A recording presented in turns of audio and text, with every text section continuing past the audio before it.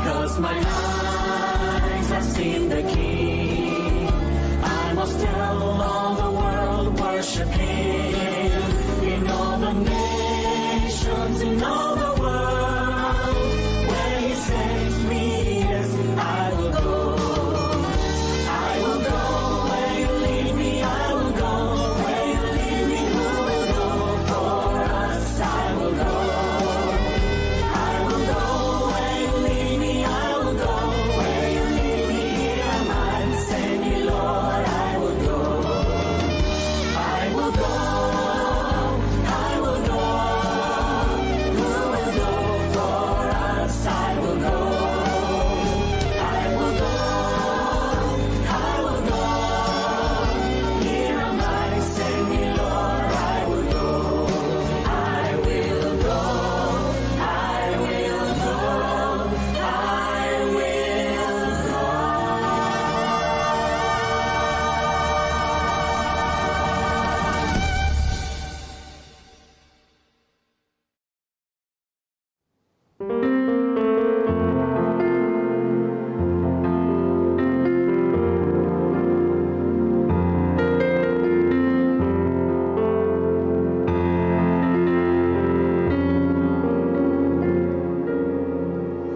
Napag-isip-isip mo ba ang buhay mo? Bakit ka inilagay sa mundong ito? Kung saan ka nang galing, kung saan ang patutunguhan, may dahilan kahit hindi mo ito alam. Ano kaya ang iyong gagawin? Pagpapatuloy mo ba ang iyong mga gawain? Kung magbabago ka ay simulan mo na ngayon. Tutulungan ka ng Panginoon.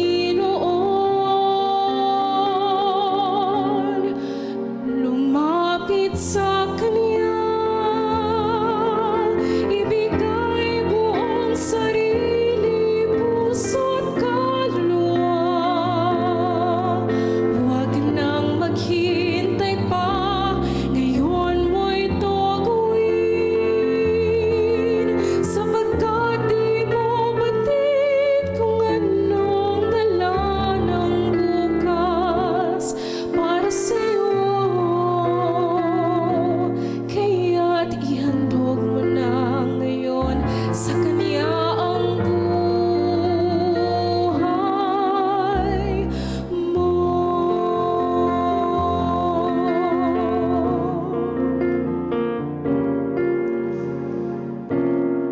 Buhay natin ay pansamantala. Isang saglit ika'y buhay, tapos wala ka na. Kaya't ngayon ang panahon, harapin ang katotohanan. Diyos lamang ang may buhay na walang hanggan. Lumapit sa Kanya, ibigay buong sarili, puso't kaluluwa.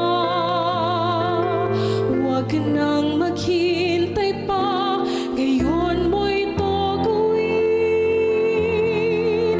Sapagkat di mo batid kung anong dala ng bukas para sa'yo.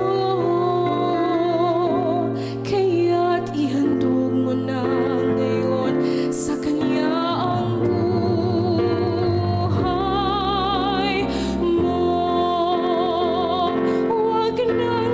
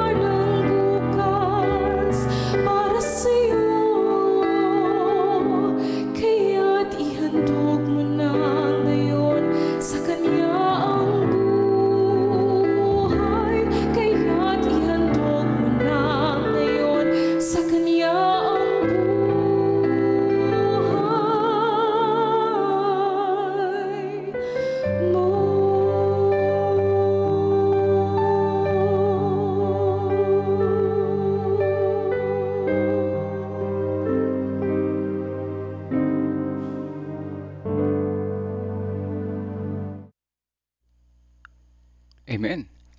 Napakagandang awit, ano po mga kapatid. Tunay na magandang awit. Ayan ang pangarap ko sa totoo lang, ano. Lumapit sa Kanya.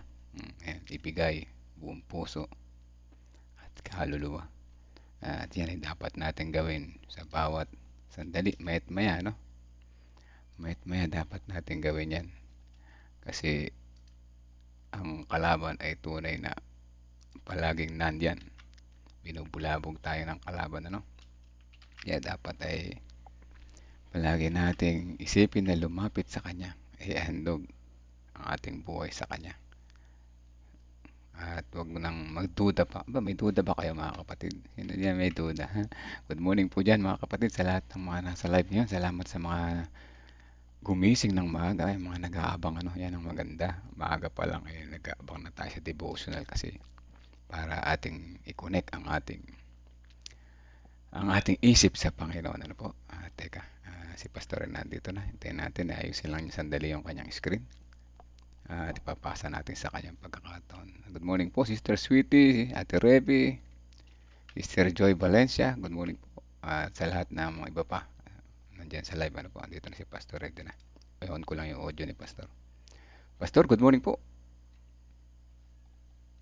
Good morning, Kuya Melvin, at sa lahat po ng ating pong mga kapatid. Ngayon po ay pangalawang araw ng evangelism dito po sa West Nueva Ecija. Yan po sa Kamiing at yan po sa Kalipahan. At ngayon ay November 25, ang kaloob na maaring taglayin ng lahat. So yan po yung ating pag-aaral ngayon po umaga. Tayo po ay manalangin. Panginoong Diyos na siyang aming tagapagligtas na nagbibigay ng mga kaloob sa bawat isa, na nagbibigay sa amin ng buhay at kalakasan, kami patuloy na sumasamba sa inyo at humihingi ng kapatawaran sa aming mga kasalanan. Kami makasalanan, Panginoon, at tatangin naming pag-asa ay kayo, O Diyos. Amin pong dalangin, Panginoon, ang bawat isa sa amin nawa ay matanggap namin ang mga kaloob na inyo pong pangako. Tulungan niyo po kami na patuloy na lumapit sa inyo at umiling na mga bagay na narapat naming idalangin, lalo na ang pagiging epektibo sa pag-akay ng maraming mga kaluluwa. Salamat po, O Diyos, sa pag-ibig niyo po sa amin at sa pagdinig ng aming dalangin sa banal na pangalan ni Jesus. Amen. Sangayon po dito sa ating text, John 14 verse 26. Subalit ang mga aliw, ang Espiritu Santo na susuguin ng Ama sa aking pangalan, siya ang magtuturo sa inyo ng lahat ng mga bagay at magpapaalala sa inyo ng lahat ng aking sinabi sa inyo. So ito po ay patungkol pa rin sa paggabay ng banal na Espiritu. Ano po ang number one na ituturo ng banal na Espiritu sa bawat isa sa atin? Yung lahat ng mga bagay na itinuro ng ating Panginoon. So ibig sabihin, ipapaalala sa atin yung mga katotohanan, yung mga pag-asa sa banal na kasulatan na binanggit ng ating Panginoon. Lalo na yung tungkol po sa kaligtasan at yung tungkol po sa ikalawang pagdating ng ating pong Panginoong Jesus ay napakahalaga na patuloy natin itong maalala. Ang kaloob na maaring taglayin ng lahat. Ano kaya ito? Ang sabi po dito sa mga makalangit na dako, ang mga aliw na ipinangako ni Kristo na ipinadala pagkatapos niyang umakyat sa langit ay ang Espiritu sa kabuuan ng kadyusan na naglalahad ng kapangyarihan ng banal na biyaya sa lahat ng tumanggap at nananampalataya kay Kristo bilang persona na tagapagligtas. So dito po mga kapatid, si Jesus Christ yung persona na tagapagligtas, naging hain, namatay para sa bawat isa sa atin. Naging katulad ng tupa na inihandog para sa ating pong mga kasalanan. Ang banal na Espiritu naman, ang persona na siyang gagabay sa atin at magpapaalala ng lahat ng mga itinuro ng ating pong Panginoong Jesus. Ang persona naman ng Ama, ang siyang naglikha sa atin. Diba? Ang persona ng Ama, ang siyang nagutos, ang nagsugo sa ating Panginoong Jesus. O sabi po dito, sa mga makalangit na dako, may tatlong nabubuhay na persona ng makalangit na trio. Ito ay kinote, mga kapatid, no? Hindi ito sa writings lang ni Mrs. White. Ito ay kinote sa aklat ng Pedro. No? Makalangit na trio sa ngalan ng tatlong dakilang kapangyarihan, ang Ama, ang Anak, at ang Banal na Espiritu. Yan po ay kinote sa aklat ng Pedro, sa ibang salin. So makikita po natin dito na sa langit ay makikita natin ang Ama, Anak at Banal na Espiritu. Tatlong persona pero iisang Diyos. Kasi yung pagka-Diyos ay nature at yung persona ay persona. No, katulad niyan mga kapatid, no, ang nakikita niyo sa screen, ang nature ko po ay tao. Pero isang persona lang ako nakikita niyo. Pero kapag kayo ay nandiyan sa inyong bahay, kung ilan kayo ang nanonood dyan, ang nature niyo ay isang nature lang, ang tao, human, pero ilang kayong persona sa tahanan. O kami, Mrs. dalawa kami. Yan, sa inyo maaari kayo, 5 kayong persona dyan. So ganun po mga kapatid ang binabanggit sa Biblia. May 3 persona sa kalagayan ng pagka-Diyos. Yan, no? Pero iisa lamang ang Panginoon Diyos. Isa lamang po ang nature ng pagka-Diyos. Mayroon 3 persona na nahayag sa banal na kasulatan. Ibig sabihin, mga kapatid, hindi natin yan inimbento. At hindi rin pwede natin yan itanggi sapagkat yan ay nasa banal na kasulatan. At ang sabi pa dito, silang tumatanggap kay Kristo, ano daw, sa pamamagitan ng buhay na pananampalataya, ay nabautismuhan at makikipagtulungan ang mga kapangyarihang ito sa mga masunurin. Ayan, ano? Yung mga tumanggap kay Kristo, syempre mababautismuhan.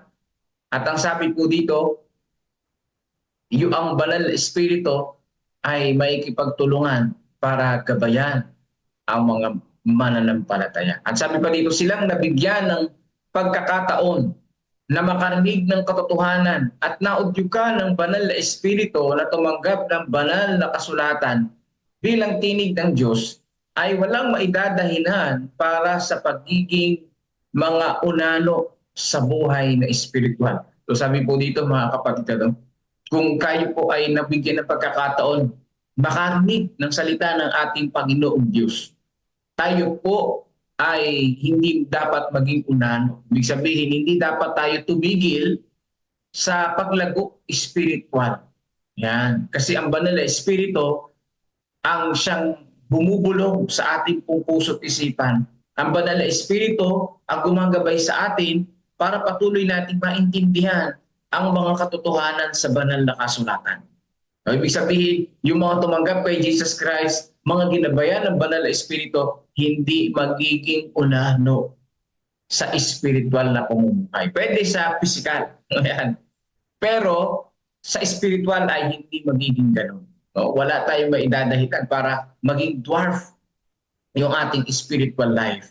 Kasi po nariyan ang banal na kasulatan, nariyan ang banal na espiritu gumagabay sa atin. Sa pamamagitan ng pagsasagawa ng kakayanan na ibinigay ng Diyos, sila'y dapat na araw-araw na natututo at araw-araw na tumatanggap ng spiritual na sigla at kapangyarihan.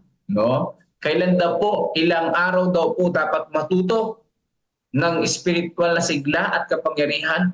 Kailan dapat daw matuto ng kakayanan tungkol sa Panginoong Diyos? Araw-araw mga kapatid, dapat tayong matuto. Araw-araw dapat tayong lumago spiritual. Spiritually. Ibig sabihin, araw-araw dapat tayong napapalapit sa Panginoong Diyos at matataglay natin ang mga kaloob ng banal na espiritu para sa gawain ng Panginoon. Kung tayo ay magiging mga lumalaking halaman sa halamanan ng Panginoon, kailangan natin magkaroon ng patuloy na mapagkukunan ng spiritual na buhay at kasigasigan. Kung gayoy, makikita ang paglago sa pananampalataya at kaalaman sa ating Panginoong Hesus Kristo. Saan kanino daw po natin matatagpuan yung pong paglago ng pananampalataya at kaalaman? Sa ating Panginoon. Yan. Katulad ng halaman na lumalago, hindi natin napapansin, may bulaklak na pala yung halaman. No, hindi mo napapansin, may bunga na pala yung itinanim. Hindi mo napapansin, no? Lumalaki na ang iyong mga itinanim. Ang pinakamabilis na na tumubo, na itanim ko yung munggo. Napakaganda, no? Napakagandang pagmansdan. Uy, naku, tumubo na yung halaman. Supurihin ng Panginoong Diyos. Ganon din pala yung paglago natin spiritually. Kapag araw-araw tayo lumalapit, hindi natin napapansin, malago na pala tayo. No? Hindi natin napapansin, mas malapit na tayo sa Panginoon kaysa ngayon.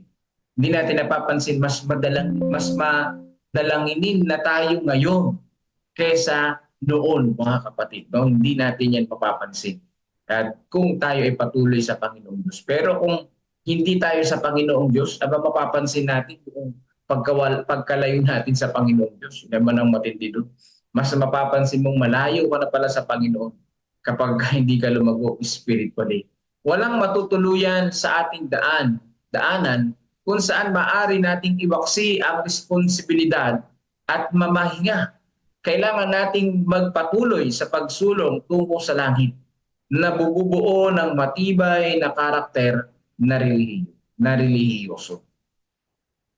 So sabi po dito, mga kapatid, kung tayo ay magpapatuloy sa daan papunta sa ating spiritual na buhay, ang iisa lang yung patutunguhan natin, mabubuo yung ating pong karakter at tayo ay talagang natural na papunta doon sa langit.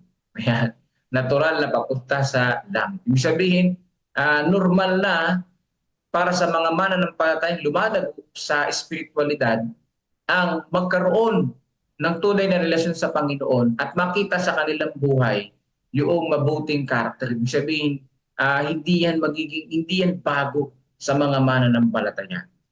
Kaya nga yung pagsunod sa utos ng Panginoong Diyos, mga kapatid, hindi yan requirements papunta sa langit. Ibig sabihin, hindi yan, kasi pag sinabi mong requirements, yun yung parang i-compile mo, kailangan mong ma-attain, hindi eh.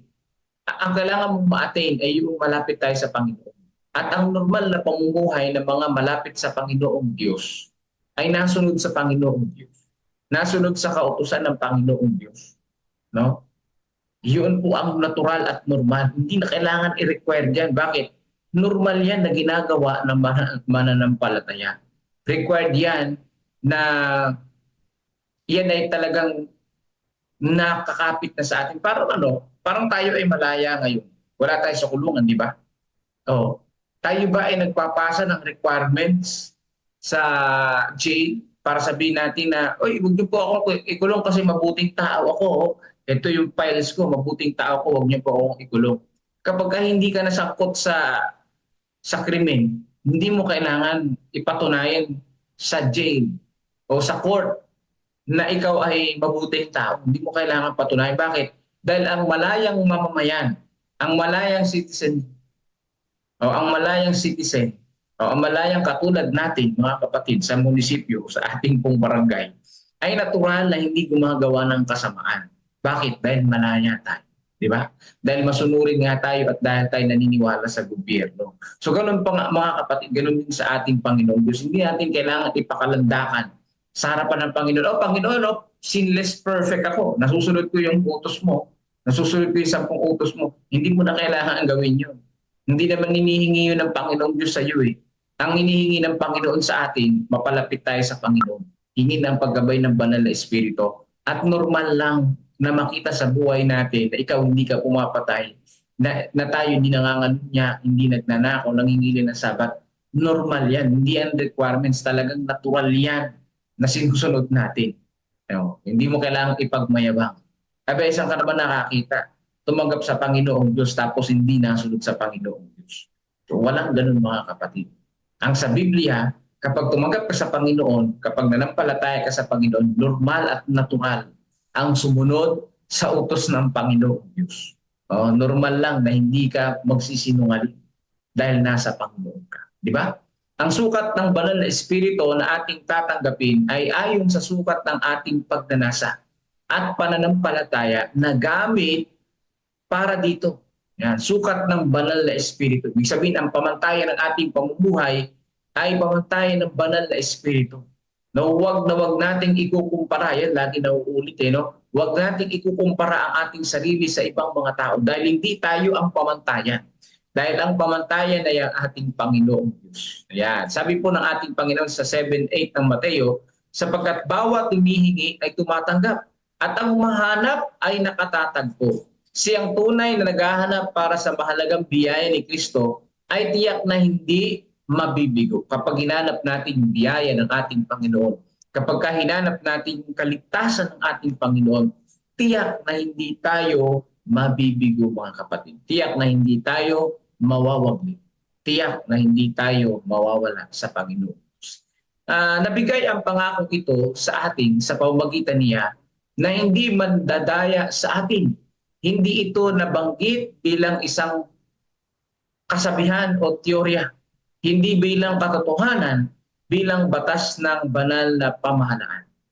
Yung pangako ng ating Panginoong Diyos, kailanman ay hindi madadaya. Ibig sabihin, hindi natin pwedeng suhulan ang Panginoong Diyos para yung biyaya niya ay ibigay sa atin.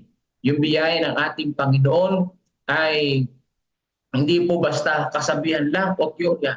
Ito po ay katotohanan at ito ay mangyayari ayon sa kalooban ng Panginoong Diyos.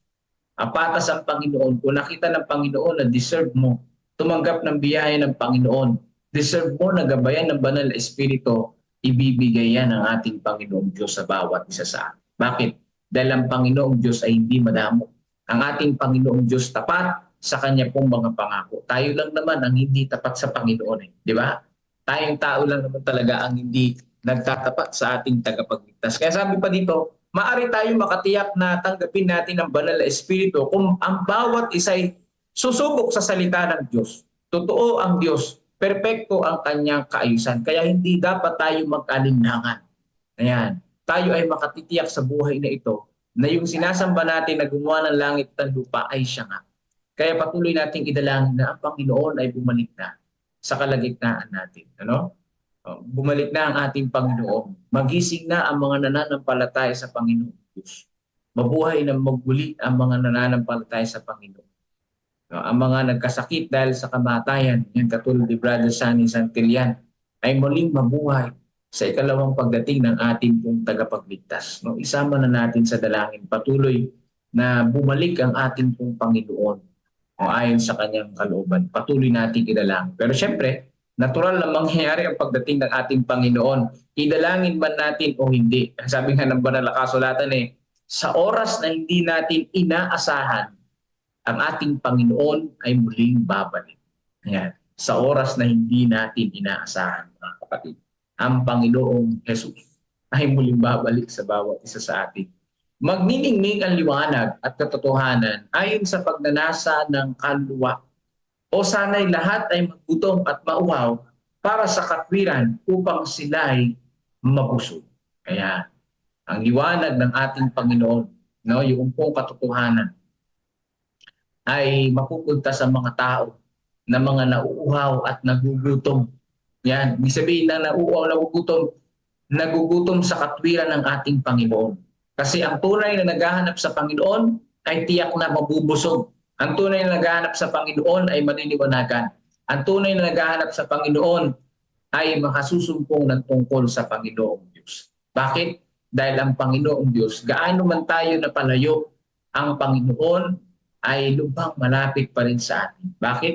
Kahit na nagumahakbang tayo papalayo sa Panginoon, sinusundan pala tayo ng Panginoong Diyos. At hinihintay lamang yung pong pagbalik natin sa Kanya. Kahit na 1,000,000 hakbang papalayo sa Panginoong Diyos, ang kailangan mo lang isang U-turn pabalik sa Panginoong Diyos at nariyan na siya. Nakasunod ang ating Panginoon. Kaya nga sabi niya, yung mang-aaliw ang banal na Espiritu ay susubuin sa pangalan ni Jesus. Ano po yung ituturo ng banal na Espiritu? Yung lahat ng mga bagay na nabasa natin sa Biblia, yung lahat ng mga bagay na sinabi ng ating pong Panginoong Jesus. Unang-una dun sa mga alagad at siyempre sa Biblia na nababasa natin tungkol sa atin. At isa sa mga hinihintay natin na sinabi ng ating Panginoon, siya ay muling babalik sa ikalawa. Yung mga kabiguan, yung kahirapan, yung po mga kalungkutan, lahat ng yan ay mapapawi sa ikalawang pagdating ng ating pong Panginoong Jesus. Maari nating mataglay ang lahat ng kalooban na nais ng Panginoong Diyos kung tayo ilalago spiritually. At yung paglago sa spiritualidad, mga kapatid, hindi po yun isang araw, kundi araw-araw. Lifestyle ito, mga kapatid. Lifestyle ayon sa kalooban ng ating pong Panginoon. So ngayon pong umaga, November 25, so malapit na mag-December. 5 araw na lang, mga kapatid, ay December na. Purihin natin ang Panginoon. Malalapit na naman matapos ang taon at tayo ay nananatiling ginagabayan ng ating tagapagligtas. Ito po ang sa mga makalangit at dako. At ngayon po ay tayo ay muling mananalangin. Patuloy natin isama sa panalangin ang mga kapatid natin na may mga kahilingan at pasasalamat sa mga oras na ito. So nagpapasalamat tayo sa patuloy na pag-iingat ng Panginoon Diyos sa bawat isa sa atin.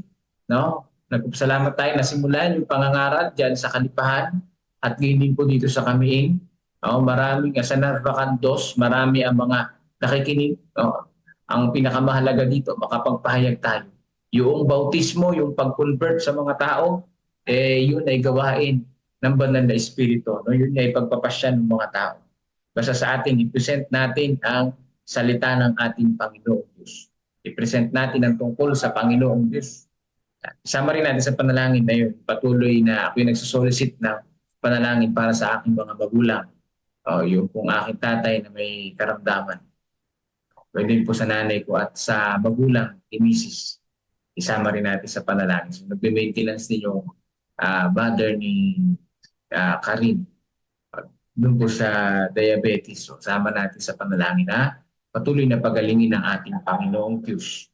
At ngayon din po, yung may mga karamdaman si Tatay Alpindo, sina Sister Abel, gayon din po si Tatay Hamin. Ayan, nagpapagaling si Tatay Hamin na operahan siya.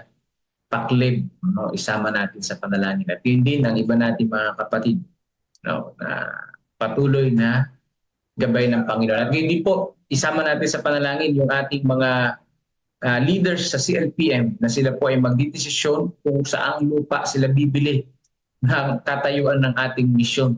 Isama rin natin yan sa panalangin na mapili nila yung nais ng Panginoon, yung ayon sa kalooban ng Panginoon.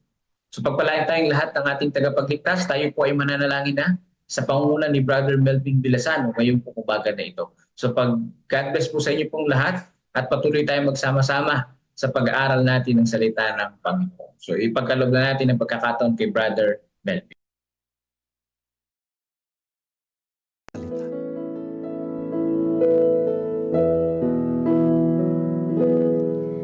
Napag-isip-isip mo na ba ang buhay mo?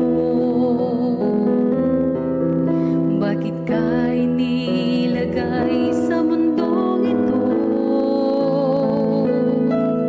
Kung saan ka nang galing, kung saan ang patutunguhan, may dahilan kahit hindi mo ito alam. Ano kaya ang iyong gagawin?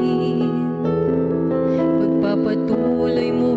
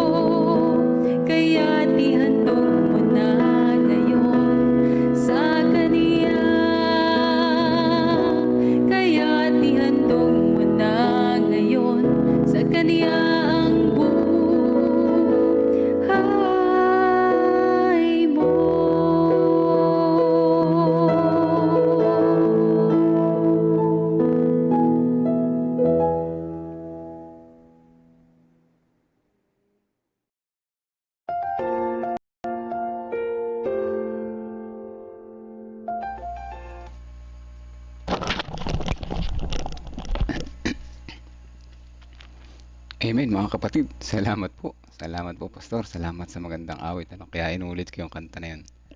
Maganda yung sapol sa ating message ngayong umaga na ito.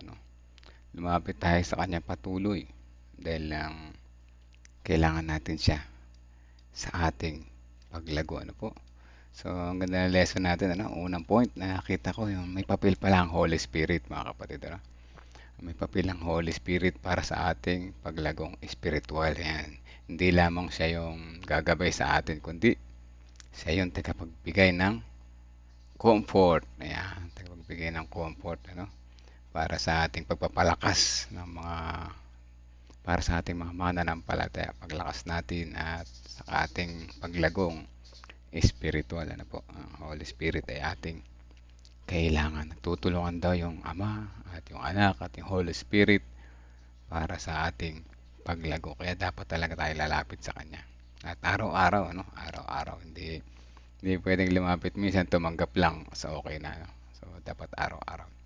Pangalawa, yung pang-responsibilidad na pagsusumikap sa buhay Kristiyano. So, yan. So, ang spiritual na paglago ay nangangailangan ng aktibong pakikilahok. Active pala dapat tayo, Active na pakikilahok. Saan? Sa lahat ng gawain, at pananagutan. Dapat tayo ay responsible. Active na lumalahok at tayo responsible. Kaya kalimutan na natin yung mga lumang style. Bakit ako? Why me? Dapat sila naman. Kalimutan natin yan. Tapos yung hindi sapat na tanggapin lamang ang spiritual na kaalaman. Hindi pala dapat, alam ko yan, nalalaman ko na. So, may alam ako tungkol sa spiritual na kaalaman. So, hindi pala sapat yun. Kaya tinawag tayo na gamitin ang kakayahang ibinigay sa atin ng Diyos para sa patuloy na humingi ng kanyang gabay. So, ayan, magandang lesson natin. Sa totoo lang, ako'y na-bless sa araw na ito. At nawa, kayo rin ay na-bless. Dahil lahat ay manalangin, mga kapatid. Double check ko lang muna yung inyong mga prayer request. Baka meron naman akong mamiss, o wala naman ditong karagdagan. Sige po, tayo po ay manalangin, mga kapatid.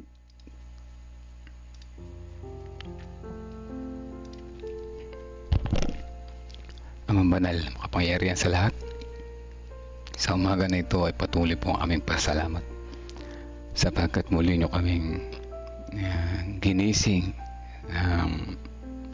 maliwanag ang aming isipan at naghihintay sa inyo para makakonect kami sa umaga na ito. Salamat sa pagkakataon na makapakinig ulit kami ng magandang paalala sa amin patungkol sa kaloob na Holy Spirit ay maaari namin taglayin lahat at maraming may tutulong sa amin bilang gabay, bilang tagapag-comfort at tulong sa aming paglagong spiritual. Nawa sa aming patuloy na pang-araw-araw na pamumuhay naman ang aming gawain.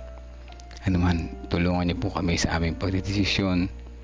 Tulungan niyo po kami maging aktibo at responsible upang sa ganun ang aming tinanggap na kalamang espiritual ay magamit namin sa gawain, hindi lamang sa basta tinanggap namin.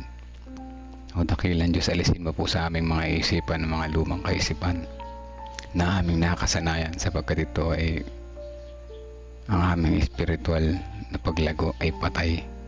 Tulungan niyo po kami na maging inspirasyon din naman sa ibang kapatiran o lalo na sa mga bagong binyagan upang sa ganon maging masaya ang aming buhay habang kami naghahanda, naghihintay sa nalalapit ninyong pagdating. Tulungan niyo po kami na araw-araw na lumago, huwag manatili lamang sa isang estado ng aming buhay upang sa ganon sa aming paglago kayo ay lagi namin kasama sa aming buhay sa lahat ng oras, sa lahat ng sandali, sa lahat ng pagkakataon. Maraming salamat po o Diyos sa inyong mga gabay at patnubay. Ramdam po namin ang inyong pagmamahal. Ngunit sa kabila nito, heto kami pa rin ay nagkakasala. Patawaran niyo po kami kung saan mga kami nagkulang at nagkasala. Sa pagpapatuloy po ng aming panalangin ay aming iniiling ulit ang aming mga kahilingan sa inyo. Unang-una yung mga leaders ng CLPM. Tulungan po sila na makapagdesisyon na kung saan makapili sila ng pwesto o lupa na pagtatayuan ng CLPM na opisina o tanggapan. Pag sa ganun, ito ay maging accessible ng madali sa bawat isa, at tulungan din po ang mga leaders na ito ng CLPM na magkaroon ng karunungan na maging masaya ang pamumuno para sa ganon maging masaya rin naman ang bawat isa naghahanda at nagbabahagi ng pabalita sa bawat mamamayan, sa bawat tao sa lahat ng lupa. Dalangin din po namin patuloy ang gabay at patnubay sa mga pangaral na nagaganap ngayong mga panahon na ito sa Kalipahan at gayon din sa Kamiing. At gayon din yung mga pangaral sa San Manuel Quezon, dito sa Gapan, sa Bulak. Dalangin po namin na ang patuloy na suporta, gabay ng Holy Spirit ay manguna sa amin upang maging matagumpay po ito. At nawa ang mga puso na makakarinig ay hipuin po ninyo na maging tumanggap po sila, at kung hindi man ay patuloy niyo po silang samahan sa kanilang buhay na bahalang araw sila ay tumanggap sa inyo bilang personal at tagapagligtas. Dalangin din po namin patuloy sa aming mga prayer request ang patuloy na comfort sa family ni na Brother Sunny Santillan. Naway patuloy na pagmamahal at pag-asa ang kanilang maranasan sa kabila ng biglaang pagkawala ng kanilang mahal sa buhay. Amin ding dinadalangin ang mga parents ni Pastor Nelvin at Ma'am Karin na pawang may mga dinaramdam na karamdaman sa mga sandali na ito. O dakilan Diyos, patuloy niyo po silang hipuin na yung mapagpagaling na kamay at bawasan mga sakit na kanilang naramdaman at alisin ang mga takot at na nabubuo sa kanilang isipan, at maging masaya pa rin sa kabila ng mga ganitong pagsubok at dumarating sa buhay. Dalangin din po namin si Sister Vicky Jimenez sa kabila ng kanyang malayo sa pamilya, sa pagtatrabaho. Siya ay nakakaranas ng mga iba't ibang mga pagsubok sa buhay. Siya po ay niya samahan, makita niya kayo, nakasama niya, malayo man sa aming paningin ay tunay na ramdam namin ang iyong presensya. Gayon din naman si Sister Hazel kasama ng kanyang sambahayan na dumaranas ngayon ng mabigat na pagsubok sa kanilang buhay, sa kanyang pamilya, kanilang kalusugan, ang kanilang pinansyal at ang kanilang pananampalataya ay patuloy nawang manatili upang sa ganun maging masaya pa rin naman ang buhay kahit mabigat ang mga pinagdaraan. Dalangin din po namin si Sister Melva Tabios Jenson, kay din nakagalingan, kay Irian May Melihor, kay Sister Teresita Dairet Reyes, kay din ang kanyang mga anak at mga apo, gayon din si Sister Zenaida Manarang na naway patuloy yung palakasin ng pananampalataya, patuloy na maging masigla sa kanyang pananampalataya. Dalangin din namin si Tatay Carlito Tomas, Nanay Juning Alpindo, Sister Ana Rosbel Hermino, Sister Adel, Tatay Alpindo, si Tatay Aming Makleb na nagpapagaling dahil siya na-operahan. Ipuin po sila na yung mapagpagaling na kamay. Kaya din lahat ng pamilya na nakikinig ngayon ang aming sambahayan. Ingatan po sa buong maghapon na ito ang aming mga gawain, ang aming mga pananalita, ang aming mga pag-iisip, ang aming mga gawa. Inyo pong bantayan upang kami hindi magkamali, sapagkat nagbabantay rin sa amin ang kaaway na kami ay tuksohin upang kami magkasala.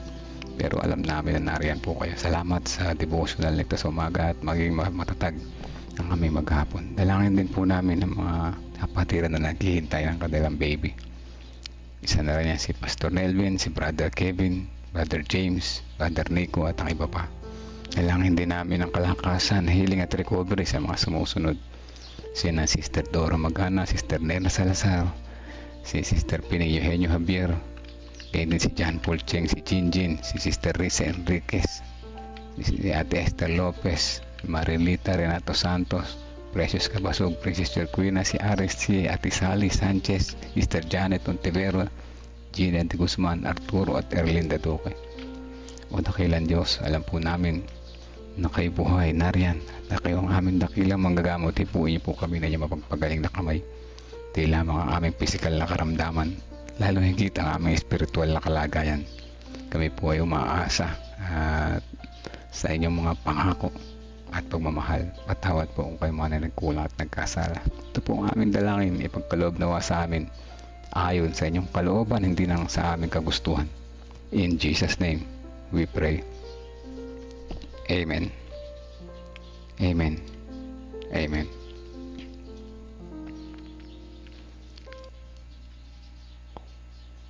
Amen mga kapatid. Salamat po sa mga prayer warriors. Salamat sa patuloy na sumusubaybay. Salamat sa patuloy na nag-share. Ano po. Salamat sa inyo lahat. At good morning po sa lahat na nandiyan ngayon. Sa mga nasa background, good morning po sa inyo.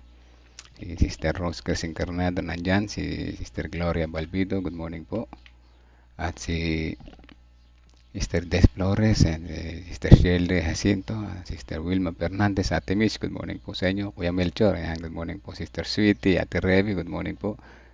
Sister Joy Valencia, good morning po. Kamusta dyan? Hindi po, mainit ba yan ngayon? Anyway, may malamig din naman na lugar sa Saudi. Ano? Alam ko naka-aircon kayo dyan sa inyong kinaroroonan. Ano po? Ate Christy, Sister Janet, Sister Vicky, Ate Lorna, good morning po sa inyo. Kuya Monching, good morning po. Sister Belinda Salvania, Sister Limpa Rivera. At ngayon ay walang pasok sa mga public school. Ano? Kaya ayan, medyo ayahay muna yung mga 3 araw yata yun. Ano? Pero sa private, depende sa amin sa Gapan Adventist Elementary School may pasok. At kasi yun ay marami na silang alam pasok ng mga huling kawawa na may mga bata. May hirapan din sila pagka di nagkapasok. Kaya may pasok sila ngayon. Hanggang bukas po ulit mga kapatid, at patuloy tayong magtiwala sa Panginoon. Ano po? Patuloy tayong maghanda sa nalalapit na niyang pagdating. God bless po sa ating lahat.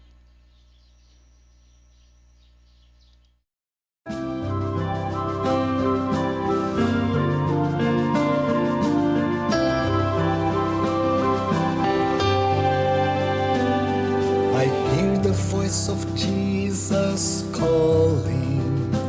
My answer is, I will go. I see the need of people crying. My answer is, I will go. I go to share the message of love. I go to share the blessed hope. But if I get discouraged, I call to Jesus' help, because I